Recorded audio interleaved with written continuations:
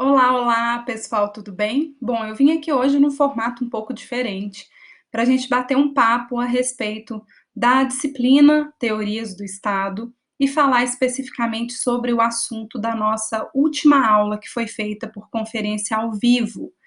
A gente falou sobre o povo como um elemento constitutivo do Estado, e como a conferência ao vivo a gente fala, mas fica muito vinculado ao que vocês perguntam, eu achei que seria interessante também gravar esse vídeo para falar sobre alguns pontos principais do povo como elemento de Estado. Estou testando um formato diferente, sei que eu estou aqui abordando vocês de um jeito diferente, mas é para tentar ficar realmente mais próxima de vocês, um pouco mais intimista, convidar vocês para tomarem um café comigo, né? Já estou aqui, ó, com a minha caneca para poder tomar um café com vocês, já que a gente está num período de dificuldades, né? E necessariamente, quanto mais a gente estiver próximo e conseguir quebrar essas barreiras que estão entre nós, mais a gente consegue fazer uma reflexão do direito que seja sadia, que seja importante, que contribua para a formação de vocês. Bom, falar sobre povo, eu já tenho fundamentado com vocês a importância de valorização do povo como um elemento fundamental de Estado, a partir da noção de que a gente entenda que não existe Estado sem um elemento humano que o constitua. Eu até acho que quando a gente pensa sobre a atual situação vinculada à saúde com o coronavírus, a gente vai perceber, inclusive, como que algumas demandas que eram colocadas antes como importantes, como, por exemplo, a questão de crescimento econômico, de desenvolvimento, as discussões sobre a legitimidade ou não de se dar assistência à saúde a todos, numa situação de dificuldade como essas que a gente passa, a gente acaba percebendo a importância que é a defesa desse povo como um elemento que precise ter dignidade, né?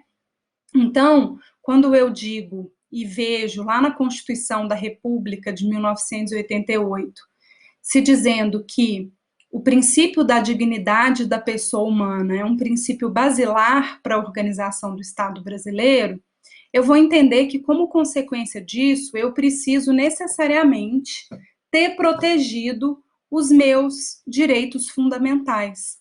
Dentre eles, os direitos individuais, os direitos sociais, os direitos coletivos e os direitos difusos.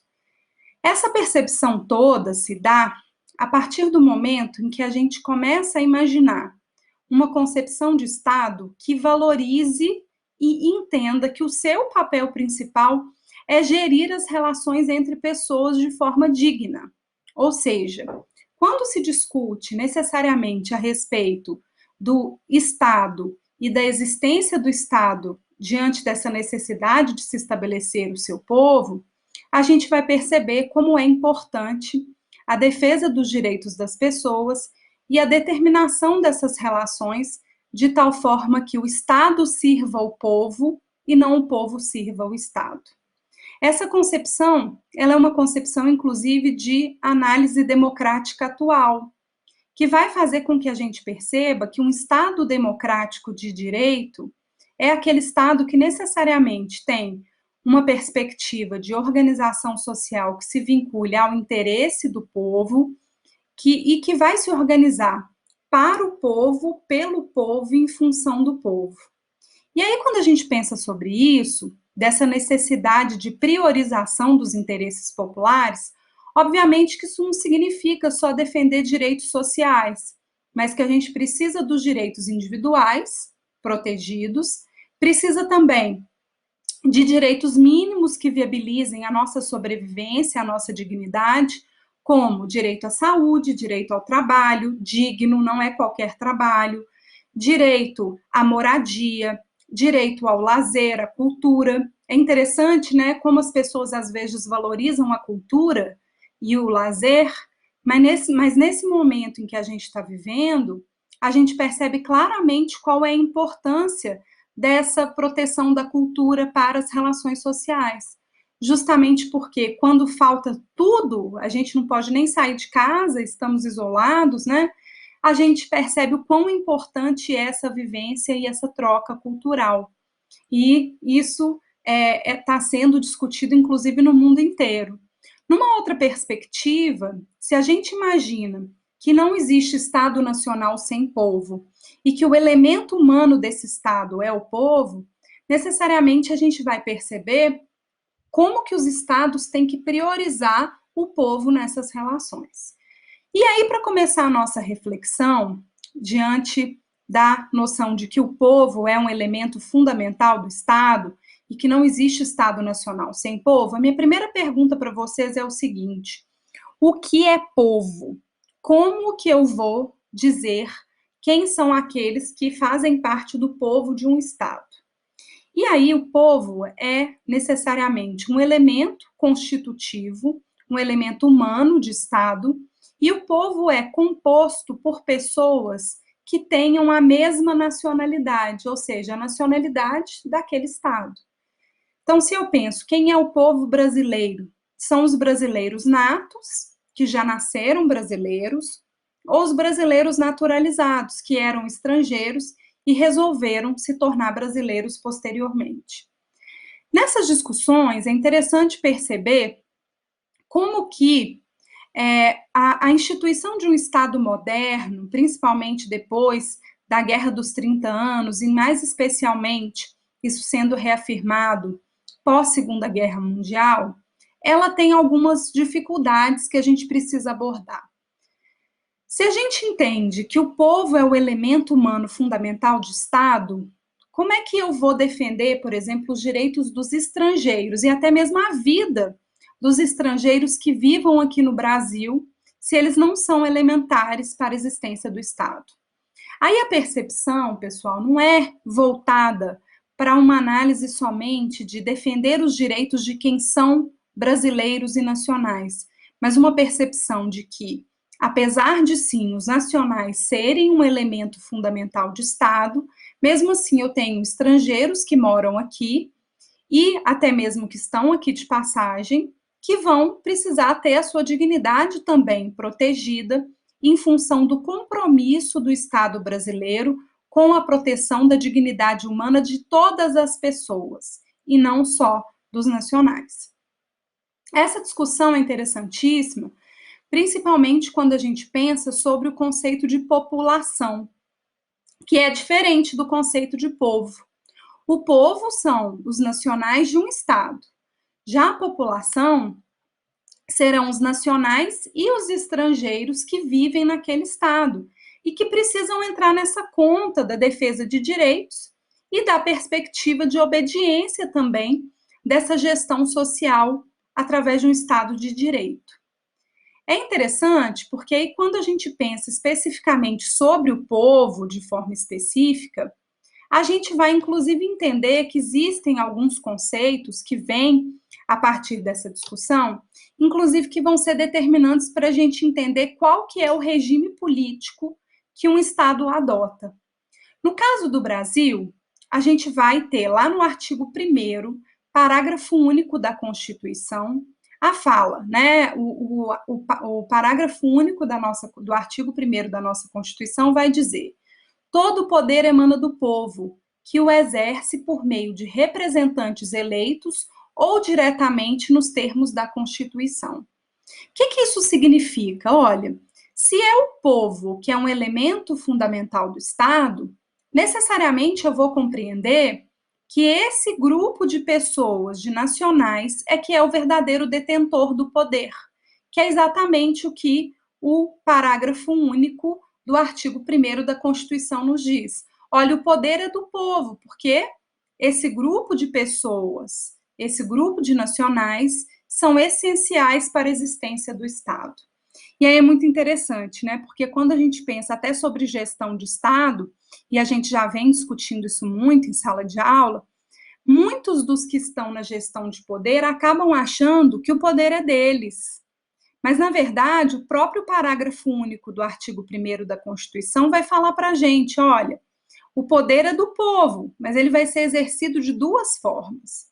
Ou através de representantes eleitos, o poder continua sendo do povo, mas o exercício desse poder vai ser feito por aqueles que nós elegemos democraticamente, ou então, em circunstâncias previstas na Constituição, a gente vai ter o exercício direto do poder popular.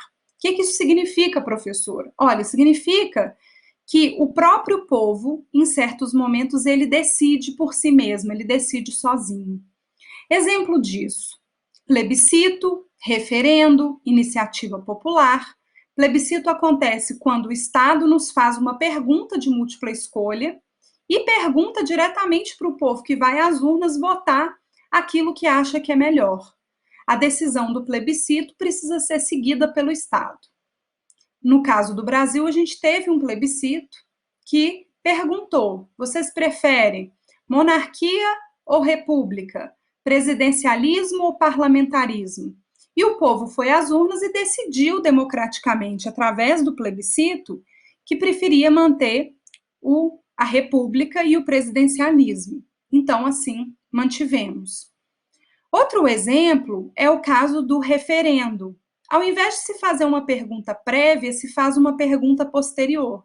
Então, o Estado toma uma decisão que é importante, e aí ele tem dúvida se há ou não uma aprovação, ou até mesmo o clamor social faz com que os gestores de Estado fiquem em dúvida se está adequado ou não a decisão tomada. Então, o Estado vai perguntar: vocês concordam ou não?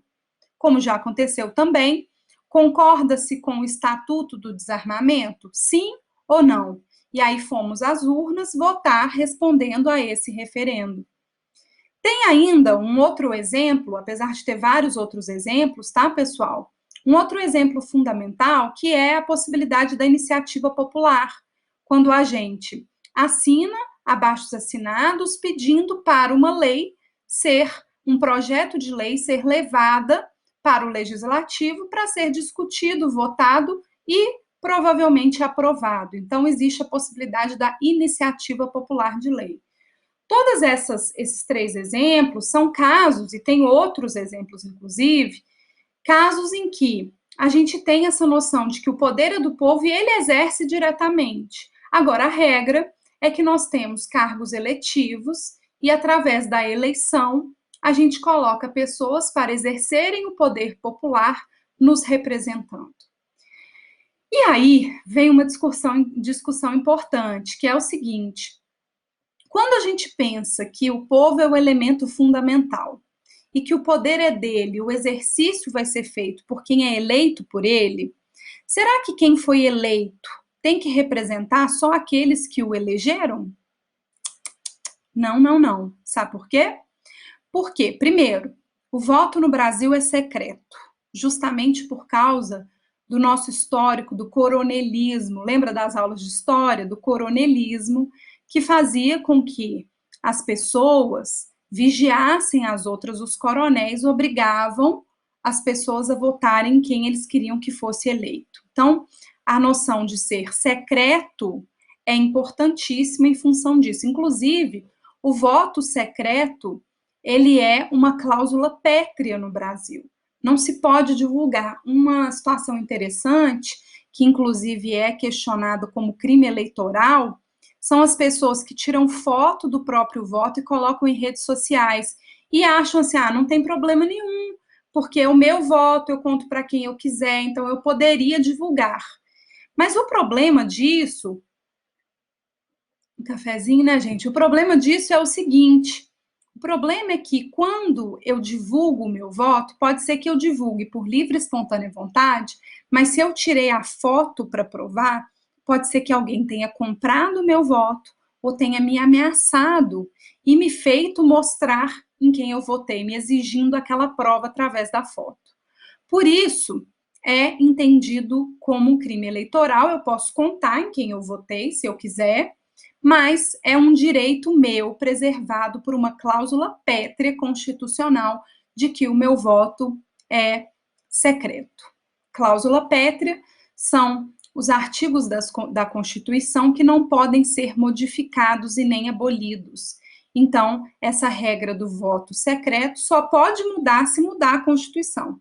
Se vier uma nova Constituição por meio de emenda constitucional, não pode mudar essa regra. E aí, É interessante quando a gente pensa sobre o povo e vai entender que o povo seria um conjunto de pessoas que têm a mesma nacionalidade, porque aí a gente passa a discutir um direito que é fundamental para se definir esse elemento constitutivo de Estado do povo, que é como que alguém tem reconhecida a noção de que é nacional do Brasil. Essa discussão se vincula ao direito de nacionalidade. E no Brasil, a gente tem dois critérios que são usados para poder se instituir a nacionalidade brasileira. O primeiro critério é a noção de que todos que nasceram no Brasil são brasileiros, ou seja, nasceu em solo brasileiro, é brasileiro.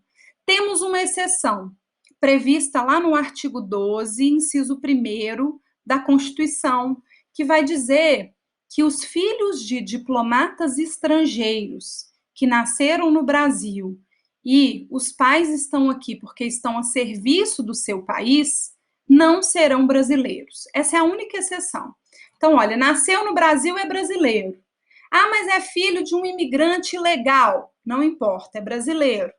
A única situação prevista na Constituição que faz com que não seja brasileiro é a situação de filhos de diplomatas estrangeiros que tenham nascido aqui porque ou o pai ou a mãe está a serviço do próprio país. E aí, por esse motivo, temos a exceção de não ser brasileiro tendo nascido no Brasil.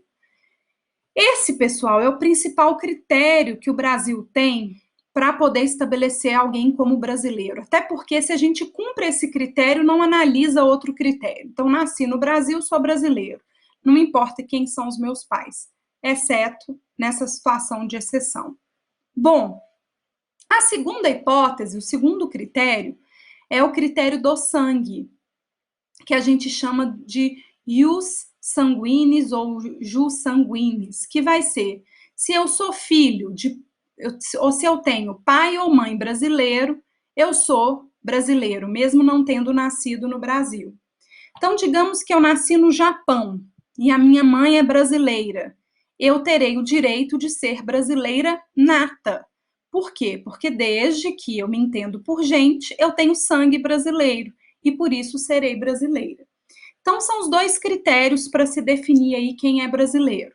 O critério do solo, nasceu no Brasil, é brasileiro, e o critério do sangue, é filho de brasileiro, é brasileiro.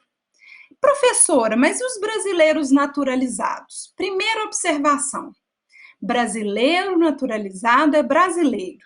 Então, tem, na análise constitucional, a condição jurídica deles, como que o direito tem que tratá-los, é uma condição de igualdade com os brasileiros natos. A Constituição fala o seguinte, olha, os brasileiros naturalizados terão os mesmos direitos do brasileiro nato, exceto naquilo que a Constituição diga que vai ser diferente. Porque tem alguns cargos públicos que só podem ser ocupados por brasileiros natos, como, por exemplo, presidente da República, vice-presidente, ministro do STF. Depois a gente vai falar mais especificamente sobre essas limitações. Mas quem é o brasileiro nato? É aquele que não é brasileiro desde sempre. E para ele não ser brasileiro desde sempre, a única forma de alguém ser brasileiro naturalizado, desculpa, eu falei errado, né? Quem é o brasileiro naturalizado é aquele que não é brasileiro desde sempre. Então, necessariamente, o brasileiro naturalizado é aquele que nasceu em outro país, não tem sangue brasileiro, veio morar aqui, se apaixonou pelo Brasil, porque pode não ser paixão, pode ser interesse, né, gente?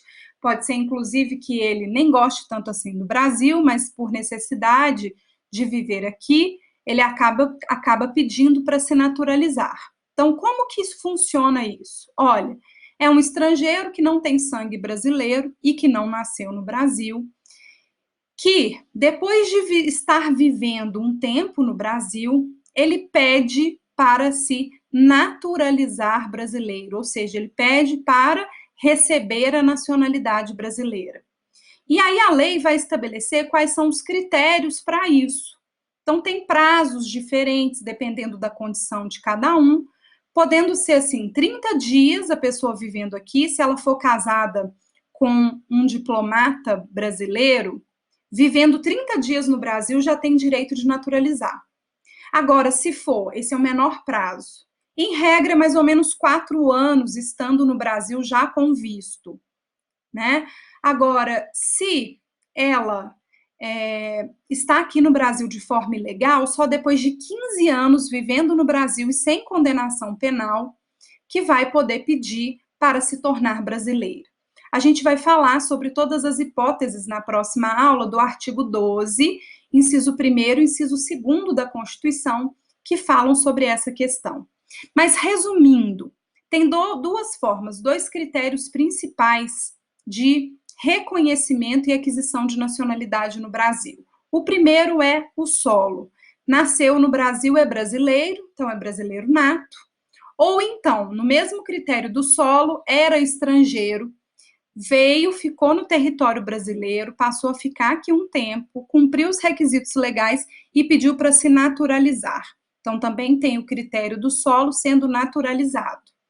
E temos ainda os brasileiros natos, porque aí sangue é só brasileiro nato, que são aqueles que têm sangue brasileiro, pai ou mãe brasileira, e por isso pedem para ter o reconhecimento de serem brasileiros natos pelo critério do sangue.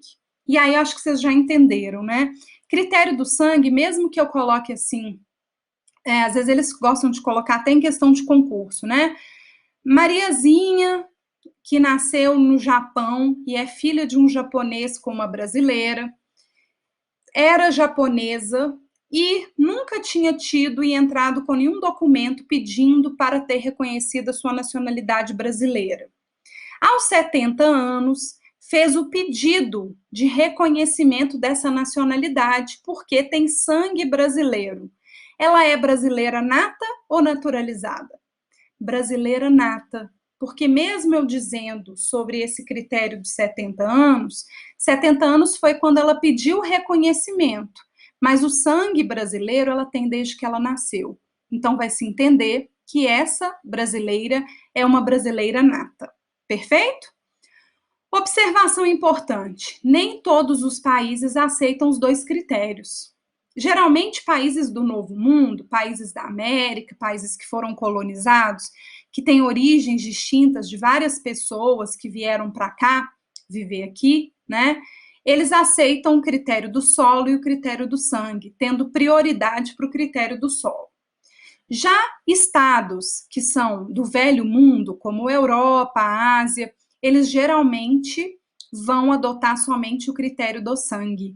Então, os países da Europa todos adotam o critério do sangue. Não adianta nada você e seu marido brasileiro irem para Paris, para você parir em Paris e para o seu filho ser francês. Não vai acontecer, porque ele só vai ter o reconhecimento da nacionalidade se ele tiver o sangue francês. E nesse caso, sendo dois brasileiros, não tem jeito. Agora, nos Estados Unidos, tem tido até um turismo aí, que está sendo muito criticado, um turismo do parto, que é mães que têm uma condição financeira mais abastada, junto com os pais ou sozinhas, que vão grávidas para os Estados Unidos e já contratam um pacotão, com médico, hospital, pagam por isso, porque aí o filho vai nascer lá e vai ser estadunidense, nato, pelo critério do solo, porque assim como o Brasil, quem nasceu no Brasil é brasileiro, exceto naquele caso de filhos de diplomatas brasileiros. Para finalizar a nossa discussão, é ainda interessante falar de dois conceitos que a gente discutiu na aula da conferência ao vivo, mas que eu quero reafirmar aqui para vocês. A diferença de cidadania para a noção de povo, né? Então, o povo, ele tem cidadania, que é a possibilidade de participar das decisões políticas de um Estado.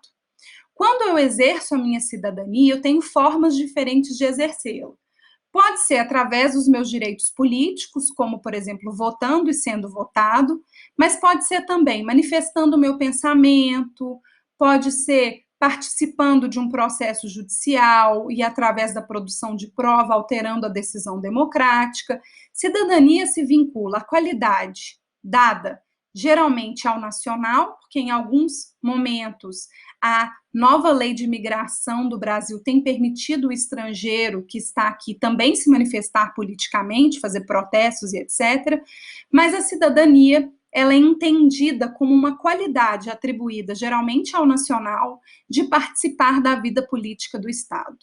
Nas próximas aulas, a gente vai falar sobre essa noção de direito político, para entender essa instituição do povo como um verdadeiro elemento de Estado, mas, inicialmente, cidadania é uma qualidade atribuída, geralmente, ao povo, que permite essa participação política. E, por fim, o conceito de nação. O conceito de nação se vincula à noção de sentimento de pertencimento a um grupo de pessoas. Então, quando eu falo assim, o povo brasileiro, eu estou falando dos nacionais.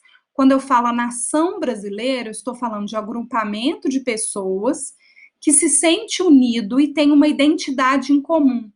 Essa identidade se dá pela língua, pela cultura, pela história e por qualquer elemento, pela etnia, pela religião, por qualquer elemento que possa unir essas pessoas para elas entenderem que fazem parte de uma nação, de um grupo de pessoas que têm um interesse em comum, e por isso elas vão agir juntas num sentimento de nacionalismo. Cuidado, gente, com esses sentimentos nacionalistas, porque eles podem levar a uma xenofobia. Xenofobia vem da palavra xenoi, lá da Grécia Antiga, que era a forma como se chamava o estrangeiro. E xenofobia justamente vem do preconceito e da perseguição contra o estrangeiro, né, contra o xenoi.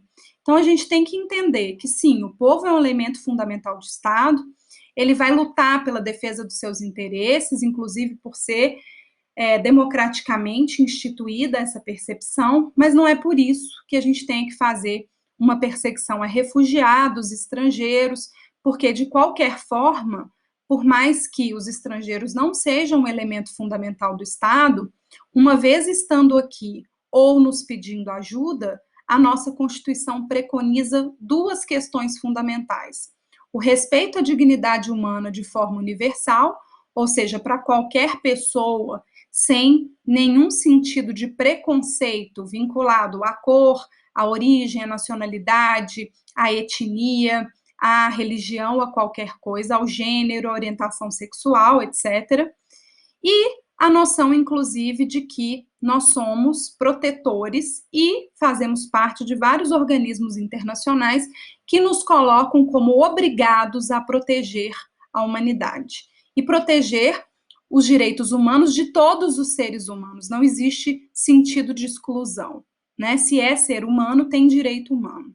E não tem discussão nesse sentido. Inclusive porque Kant vai explicar isso muito bem para a gente. O ser humano sempre tem que ser um fim do Estado. Ele nunca pode ser um meio manipulável. E aí eu vou fechar essas reflexões aqui, esse bate-papo nosso, com uma reflexão interessante sobre essa questão da discussão econômica que está acontecendo hoje, vinculado ao Covid-19 e tudo mais, que é: de que adianta a gente pensar só num desenvolvimento econômico se não tiver seres humanos para poderem usar e serem felizes através da utilização dos recursos que vêm desse desenvolvimento econômico, né? Eu sei que tem pessoas que vão divergir desse pensamento, mas vamos tentar pensar filosoficamente de forma mais aprofundada, né? Quais são as vidas que a gente entende que o Estado tenha que abrir mão em função do privilégio de outros grupos, né? Direito de saúde, gente, a pandemia tem nos fazido pensar sobre isso. Não tem jeito de selecionar quem vai conseguir sair, se safar dessa. Evidentemente que quem tem uma condição econômica melhor tem uma condição de pagar por uma estrutura de saúde melhor. Mas mesmo assim, nem sempre isso adianta. Então, que a gente entenda a importância da compreensão da proteção da dignidade humana, da relação de Estado, de como que se dá essa relação vinculada à nacionalidade e uniformização nesse Estado moderno. Muito obrigada pelas discussões, uma boa tarde, Estou gravando à tarde. Boa manhã, boa noite para vocês e até a próxima discussão. Beijinho.